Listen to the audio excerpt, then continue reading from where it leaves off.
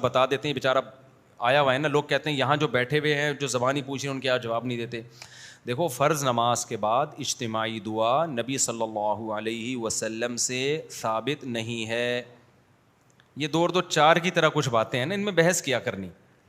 کسی حدیث میں نہیں ملتا نبی صلی اللہ علیہ وسلم نے فرض نماز کے بعد اجتماعی دعا کی ہو.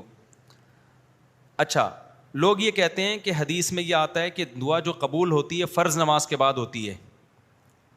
تو جب سب بیٹھے ہوں گے فرض نماز کے بعد اس حدیث کی روشنی میں دعا مانگیں گے کہ فرض کے بعد دعا قبول ہوتی ہے. پھر دوسری طرف حدیث میں آتا ہے کہ نبی صلی اللہ علیہ وسلم نے ہاتھ اٹھا کے دعا میں قبولیت کا امکان کیا ہے, زیادہ ہے. تیسری آتا ہے کہ اجتماعیت میں کیا ہے, برکت ہے. تو تینوں کو ملا کے فرض کے بعد آپ نے کیا کر لیا, ہاتھ اٹھا کے دعا مانگنا شروع کر دی. اس طرح سے کبھی حدیثوں کو ملا کے مسئلہ نہیں نکالا جاتا. ایسے تو بہت سارے مسائل شریعت کے چینج ہو جائیں گے. ہمیں یہ دیکھنا چاہیے کہ نبی صلی اللہ علیہ وسلم کا ارشاد ہے تو نبی نے خود اس پر کس طرح سے عمل کیا. جس نبی نے ہمیں یہ بتایا کہ فرض کے بعد دعا قبول ہوتی ہے, اس کا اپنا عمل اور صحابہ کا اپنا عمل کیا تھا. تو 5 ٹائم نماز ہوتی تھی, ایک آدھ دفعہ کی بات نہیں ہے, پوری زندگی ہوئی ہے. پھر صحابہ نے ہمیشہ پڑھی ہے. اگر نبی صلی اللہ علیہ وسلم اس حدیث کا یہ مطلب نبی کی نظر میں یا صحابہ کی نظر میں ہوتا کہ نماز کے بعد ہاتھ اٹھا کے دعا مانگیں, تو 2-4 حدیثیں تو ملتی نا ہمیں اس پہ کہ کیونکہ فرض کے بعد دعا قبول ہوتی ہے, لہذا نبی صلی اللہ علیہ وسلم فرض کے بعد ایسے ہاتھ اٹھاتے تھے اور صحابہ بھی ہاتھ اٹھاتے تھے. پھر آمین آمین ایک بھی نہیں ملتی یار ہمیں. تو ہمیں پتا, پھر ہم یہ اشکال ہوتا ہے کہ پھر فرض نماز کے بعد دعا قبول ہونے کا مطلب کیا ہے. تو ہم جب دوسری حدیثیں دیکھتے ہیں تو ہمیں پتہ چلتا ہے نبی صلی اللہ علیہ وسلم فرض نماز کے بعد اللہم انت السلام ومنک السلام پڑھا کرتے تھے. کسی حدیث میں آتا ہے آپ نے فرمایا آیت الکرسی پڑھو. کسی حدیث میں آتا ہے آپ نے فرمایا اللہم لا مانع لما اعطیت ولا معطی لما منعت, یہ دعا پڑھو. پتہ یہ چلا کہ یہ جو وظیفہ ہے نا, وظیفہ کہتے ہیں اسپیسیفک مخصوص الفاظ کے ساتھ جو حدیث میں دعائیں منقول ہیں. پتہ چلتا ہے کہ نبی صلی اللہ علیہ وسلم اس قسم کی آیت الکرسی اور اللہم انت السلام والی جو دعائیں ہیں نا, ان کو دعا سے تعبیر کر رہے ہیں جو اصل میں وظائف ہیں. جیسے, اور یہ جیسے ہم کہتے ہیں اذان کے بعد کی دعا کہتے ہیں کہ نہیں, تو کیا وہ ہاتھ اٹھا کے مانگی جاتی ہے؟ وہ ایک وظیفہ ہے. اللہم رب ہذہ الدعوۃ التامہ, اس وظیفے کو ہم کیا کہہ رہے ہیں؟ دعا. تو اسی طرح مسجد میں داخل ہونے کی دعا, تو کیا وہ ایسا کہ 4 آدمی اجتماعی داخل ہو رہے ہیں, چلو بھائی الحمدللہ رب العالمین والعاقبۃ للمتقین, کیونکہ حدیث میں آتا ہے مسجد میں داخل ہونے کی دعا. تو وہ اسپیسیفک الفاظ ہیں اللہم افتح لی, انفرادی طور پر.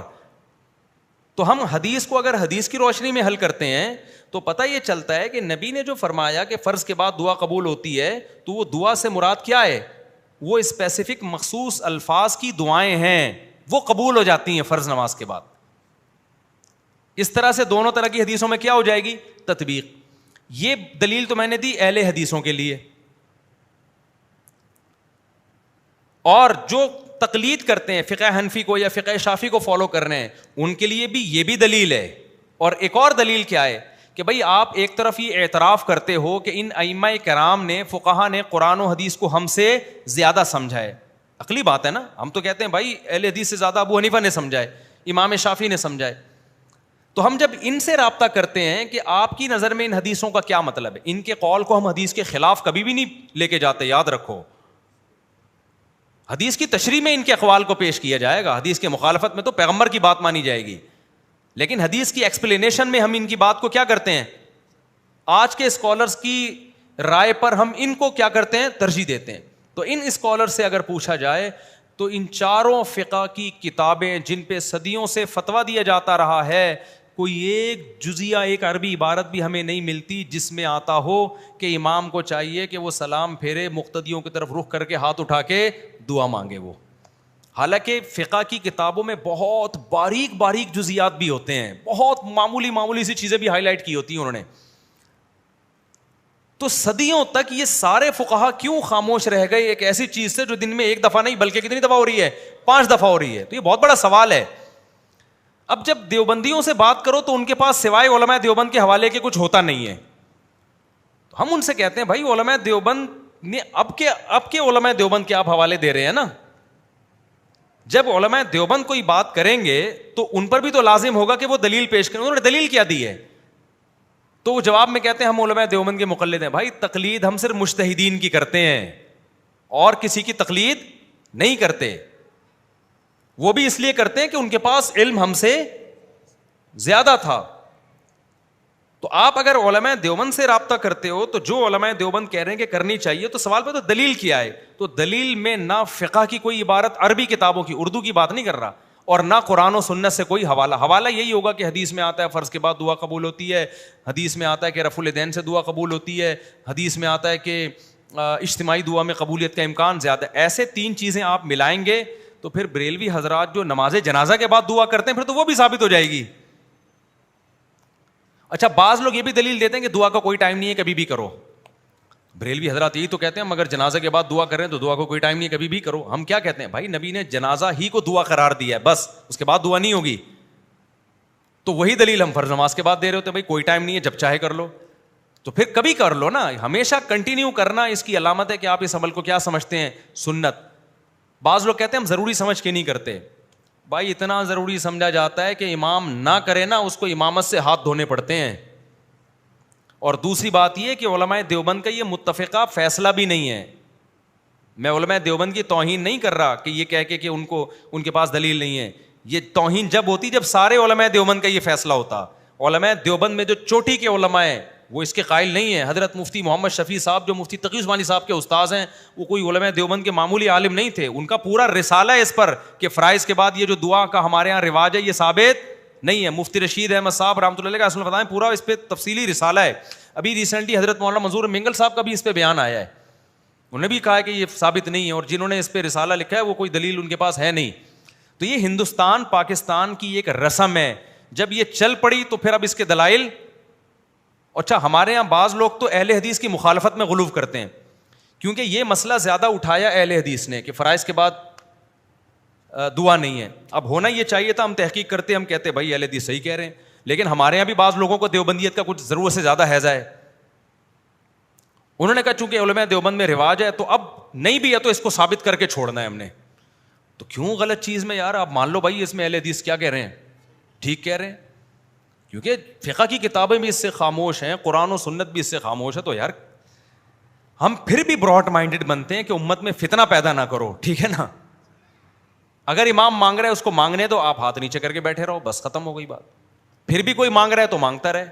میں کتنے سال سے یہ مسئلہ بیان کر رہا ہوں, لیکن بڑی تمیز سے. میرے کوئی بھی شاگرد ایسا نہیں کسی امام کو جا کے ٹارچر کرنا شروع کر دے, کیوں مانگ رہے ہو, ثابت نہیں. مانگنے دے, اس سے بڑے بڑے مسائل ہیں. یہ مسئلہ کیا ہے, دعا ہی مانگ رہا ہے نا, کوئی ایسا تو نہیں ہے کہ کچھ اور کر رہا ہے, ٹھیک ہے نا. تو اور پھر عامی آدمی کے لیے تو مفتی کا جو ماہر مفتی ہے اس کا قول ہی حجت ہوتا ہے. اس کو آپ بیچارے کو وہ بھی مولوی صاحب کوئی دلیل پیش کر دیں گے, وہ کہاں جائے گا. تو بھائی بڑے بڑے مسائل دنیا بڑے چھوٹے بڑے کیا ہے, ان کو پی جاؤ. تو اس لیے میں یہ چھیڑتا نہیں ہوں, لیکن اب چھیڑ دیا تو اس لیے میں چھڑ گیا ہوں تھوڑا سا, ورنہ بہت دفعہ یہ پرچیاں آتی ہیں میں جواب نہیں دیتا, کیونکہ مسجدوں میں ہو رہی ہیں دعائیں. مفتی محمد شفیع صاحب رحمۃ اللہ نے بھی لکھا ہے پورا رسالہ کہ ثابت نہیں ہے. آخر میں لکھا ہے کہ کسی مسجد میں بہت عرصے سے معمول چلا آ رہا ہو تو ایک دم نہ چھڑوائیں, اور فتنے کا اندیشہ ہو تو خاموش ہی رہیں, کیونکہ مسجدوں میں لڑائیاں لڑوانا یہ بھی قرآن و حدیث سے ثابت نہیں ہے. اجتماعی دعا اس کو چھڑوانے کے لیے پھڈے شروع کر دو تو بارش سے بھاگا پرنالے کے نیچے کھڑا ہو گیا.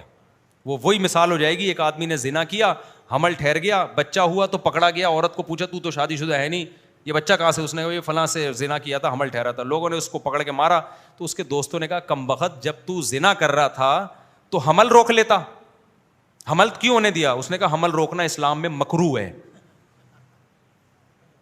تو انہوں نے کہا یہ جو کر رہا ہے یہ کیا ہے؟ تو اجتماعی دعا کو میں ثابت نہیں سمجھتا, لیکن اجتماعی دعا کی بنیاد پر امام صاحب کو یہ کہنا کہ یہ حدیث کو نہیں مانتے اور یہ اندھے مقلد ہیں اور ان کے پاس دلائل نہیں ہیں, اور ٹارچر کرنا, یہ اس سے بڑا جرم ہے. اگر اجتماعی دعائیں مسجدوں میں ہو رہی ہیں یہ اتنا بڑا ایشو نہیں ہے. آپ اپنی رائے پیش کر دیں, خاموش ہو جائیں, مان لیں ٹھیک ہے نہیں ہے. میرے ہی اساتذہ بعض ایسے ہیں جو اجتماعی دعا کے قائل ہیں. ہم تو نہیں ان کی توہین کرتے, کہتے بھائی ٹھیک ہے, ہو سکتا ہے میرے اس بیان پہ وہ میری کلاس بھی لیں, کیا بول رہا ہے بھائی تو, ٹھیک ہے نا. تو نہ میں ان کی کبھی توہین کروں گا, میں بولوں گا بھائی ٹھیک ہے, لیکن ہم تو پابند کس کے ہیں؟ قرآن و سنت کے پابند ہیں نا. قرآن و سنت کے ہمیں یہی سمجھ میں آ رہا ہے بھائی اب کیا کریں, لیکن ہم توہین تھوڑی کریں گے. نہ ان کی کبھی, اور میرے سے زیادہ علم بھی ہے ان کے پاس, تقویٰ بھی ہے, سب کچھ ہے, نہ ہمارے دل میں ان کی کبھی کوئی کمی آئے گی. تو اس ظرف کے ساتھ اگر آپ اس رائے کو لیتے ہیں تو ٹھیک ہے, ادروائز جیسے ہیں پھر ویسے زیادہ ٹھیک چل رہے ہیں آپ مارکیٹ میں, ویسے ہی چلتے رہیں. سمجھتے ہو بات کو؟